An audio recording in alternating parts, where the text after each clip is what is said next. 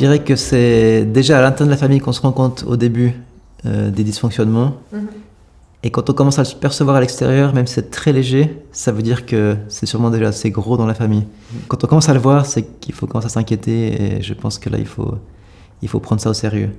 Et si un enfant commence à parler, ce ne sera pas évident pour l'enfant de le faire, donc il ne va pas forcément le faire avec des mots très forts, mais si on commence à sentir une souffrance, il faut là vraiment oser écouter aussi l'enfant et prendre le temps. Et après, je pense qu'il faut peut-être consulter des structures comme la vôtre ou d'autres pour savoir quoi faire si on est confronté en tant qu'école ou en tant que voisin.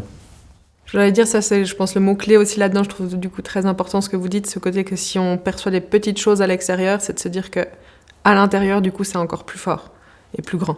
J'imagine que vous savez mieux que moi, mais que c'est quand même quelque chose de presque systématique.